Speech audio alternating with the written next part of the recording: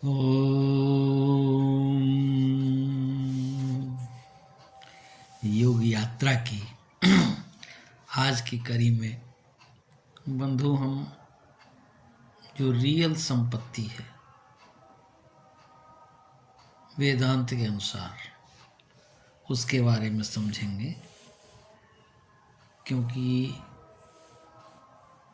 बहुत तरह का भ्रम है कि जो फिजिकल एसेट है उसे ही हम संपत्ति समझते हैं। वो तो है ही, लेकिन जो वास्तविक जो रियल जो इनर संपत्ति है उसका भी ज्ञान होना चाहिए। ऐसे भी हम लोग सनातन धर्म में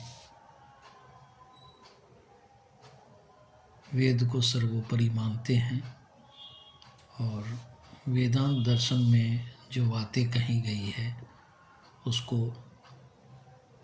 अपनाने का प्रयास करते हैं। तो शास्त्रों में बताई गई असली संपत्ति वह है जिसे धारण करके मनुष्य का अंतःकरण शुद्ध और निर्मल हो जाता है।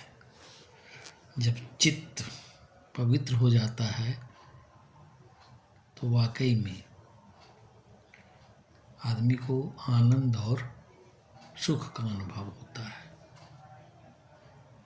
ऐसे भी कहा गया है, निर्मल मन सोई मोहि पावा, मोहि कपट छल छिद्र न भावा। आइए हम समझते हैं वो 6 संपत्ति कौन है। ये पहला श्रम, जिसको आत्म संयम कहा जाता है। श्रम का तात्पर्य है कि अपने अंतःकरण को धर्म के अनुसार चलाना, पापाचरण का त्याग करना और मन वचन शरीर से किसी को कष्ट न देना। यह आंतरिक शांति और संयम को बनाए रखने की संपत्ति है। दूसरा दम। दम का मतलब होता है कि इंद्रियों का नियंत्रण, अपनी इंद्रियों को अनुशासित करना और उन्हें बुरे कार्यों से हटाकर शुभ कर्मों में लगाना ही दम कहलाता है। यह हमें इंद्रिय सुख से ऊपर उठकर सही और धर्ममय मार्ग पर चलने की प्रेरणा देता है। तीसरा उपरति, जिसको सत्संगति भी कहते हैं। दुष्ट और गलत कर्म करने वालों की संगति से दूर रहना ही उपरति कहलाती है। यह संपत्ति हमें सही मार्ग पर चलने और जीवन में नैतिकता और अच्छाई को धारण करने की प्रेरणा देती है। चौथा तितिक्षा, सहनशीलता।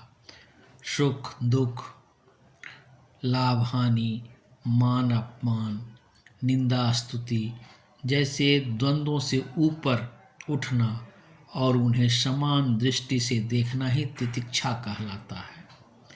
यह संपत्ति हमें धैर्य और संतुलन बनाए रखने की शिक्षा देती है। पांचवा श्रद्धा, आस्था। शास्त्रों और वेदों और महापुरुषों द्वारा दिए गए सत्य उपदेशों में अटूट विश्वास करना श्रद्धा कहलाती है। यह संपत्ति हमें ईश्वर और धर्म के प्रति गहन आस्था विकसित करने में सहायक होती है।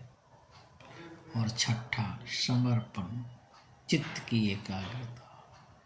अपने मन और चित्त को शांत और एकाग्र करना, अनावश्यक बातों और हंसी मजाक से दूर रहना और स्वयं ईश्वर की सेवा में समर्पित रहना ही समर्पण की संपत्ति है।